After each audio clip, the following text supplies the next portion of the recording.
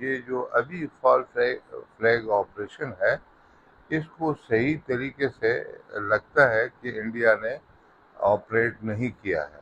اس میں کئی غلطیاں کی ہے۔ جو جس طرح D G I S P R کے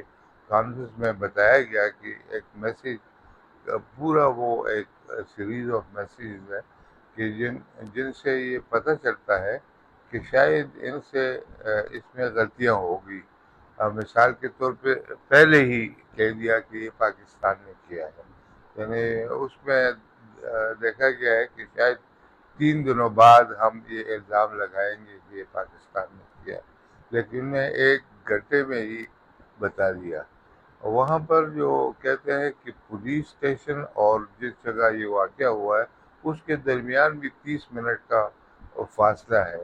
تو ایف آئی آر بھی غلط ٹائم کے اوپر کاٹی گئی ہے کہ ابھی تک وہ واقعہ پورا ہوا نہیں ہے، وہاں سے لوگ آئے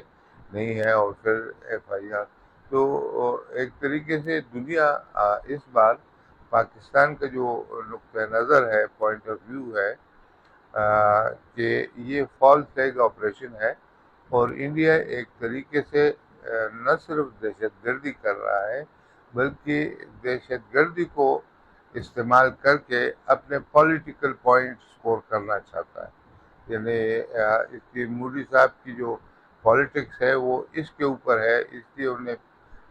جو کچھ سال پہلے پاکستان کے اندر سرجیکل اسٹرائک کیا تھا، وہ اپنے پاپولیرٹی بڑھانے کے لیے کیا تھا، اور ابھی بھی شاید سیاسی طور پہ ان کو ضرورت ہے، تو انہوں نے پاکستان کے خلاف الزام لگایا، لیکن پاکستان نے بڑا صحیح ریسپانس دیا ہے۔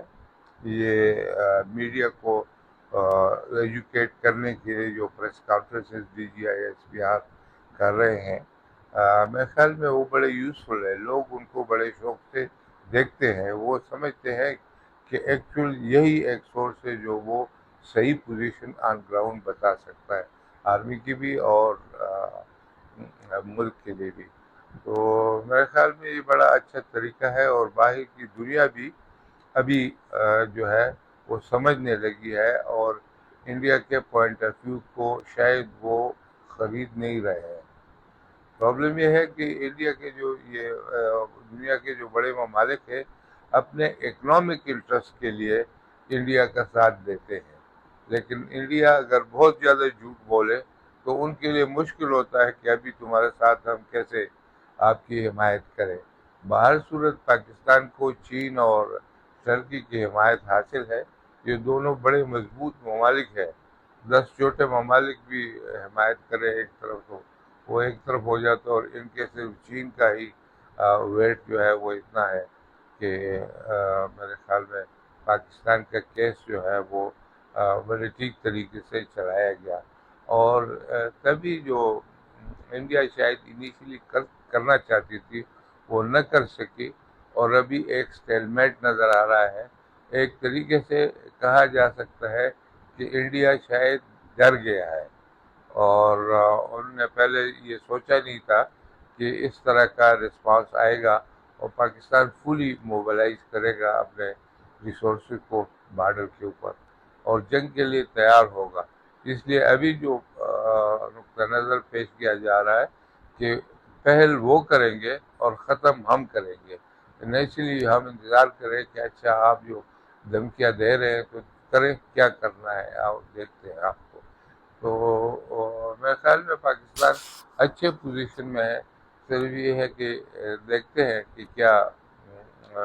کیسے یہ سچویشن ڈیولپ ہوتی ہے، اور انڈیا ایکچولی کیا کر سکتا ہے۔ کچھ نیوز پیپر میں پڑھا کہ شاید وہ بارڈر کے ساتھ